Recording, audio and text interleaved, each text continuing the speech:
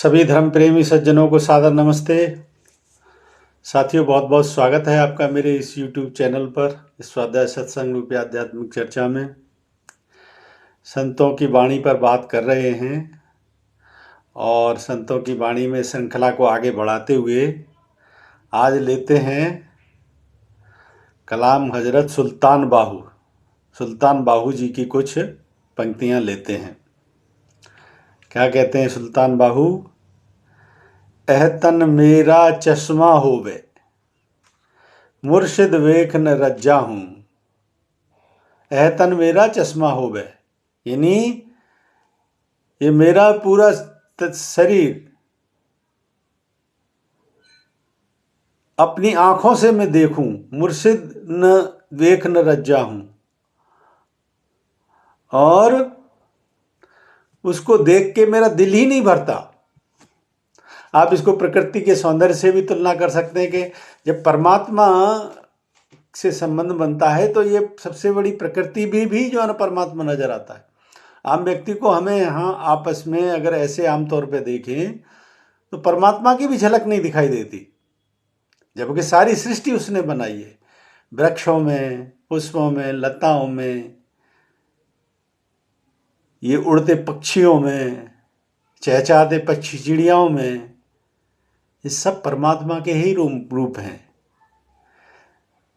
तो उसको देखने की जब कला आ जाए तो इसमें सब में परमात्मा नजर आता है।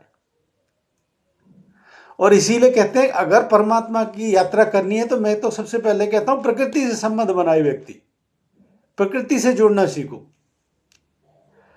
यह तरन मेरा चश्मा होवे, ये मेरा शरीर की आंखों से जो मैं चश्मा होवे मतलब मैं देखूं।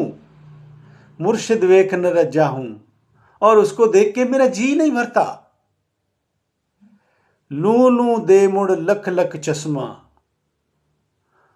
और लख लख चश्मा यानी मेरे शरीर में लाखों आंखों से अगर मैं देखूं, मेरे शरीर में लाखों आंखें आ जाएं तब मैं देखूं।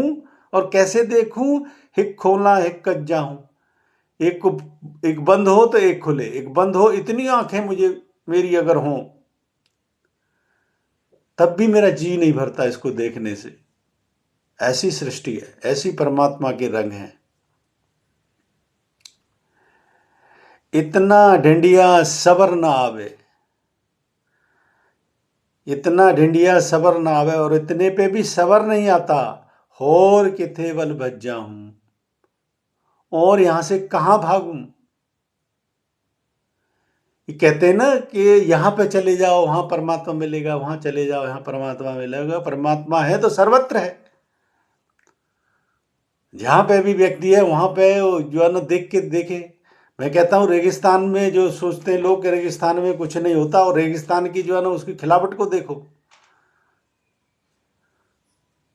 वहां पे रेत की परतों को उनको देखो, वहां पे भी जो है ना हर जगह प्रकृति के कोई ऐसा रंग नहीं है जहां पे परमात्मा की खिलावट न नजर आए।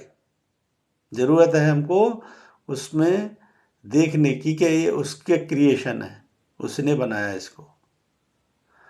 इतना ढिढिया सबर ना आवे, कहते हैं ना इस पे भी मुझे सबर नहीं आता तो और कहाँ कहाँ जाऊं। होर किते भज जाऊं, और कहाँ भागूं यहां से। कहते हैं ना जहां पे हो वहीं पे सब कुछ है।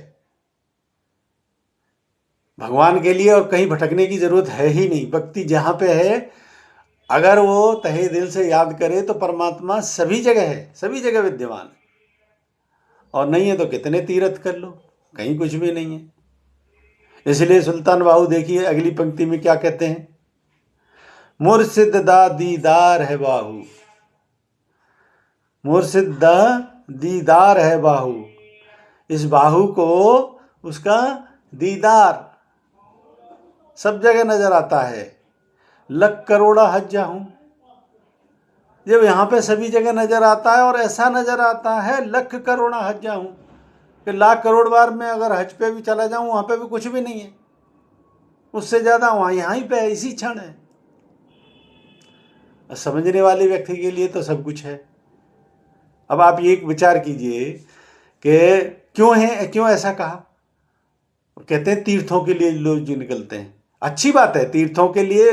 देखिए वहाँ पे भी अगर किसी स्थान विशेष पे लोग जाते हैं श्रद्धा भाव से, तो भगवान कृष्ण ने तो गीता में कहा है कि जो मुझ में जैसी श्रद्धा रखता है मैं उसकी श्रद्धा वहीं पे स्थापित करता हूँ। जिस देव में देवता की पूजा करता है उसमें उसकी श्रद्धा स्थापित करता हूँ। वो मेरे जिस रूप में मुझे पूजता है, जहां पे पूजता है, मैं उसकी उसी रूप में श्रद्धा को स्थापित करता हूं, भक्तिभाव को स्थापित करता हूं। तो ऐसे और कहीं हमको जाने की जरूरत ही नहीं है, परमात्मा सभी जगह। और भागने के लिए तो जहां पे हो वहां पे भी चले जाओ। अगर मन इधर उधर भागता है तो वैसे भी कुछ नहीं प्राप्त होना, क्योंकि सारे खेल तो मन के हैं। फिर आप जो विचार करके जाते हो कि वहां पे चला जाऊं तो मेरा ये काम हो जाएगा, उस भगवान को चले जाऊं तो ये काम हो जाएगा, कभी कहीं कुछ नहीं होता। क्यों? क्योंकि वो या तो जो है ना, मन हमारा ऐसा करता है कि जो भी रचनाएं रचता है वो या तो भविष्य की रचता है या भूतकाल की भूतकाल में जीता है। भूतकाल में है तो दुखी है, भविष्य में है तो कल्पनाओं में खो रहा है।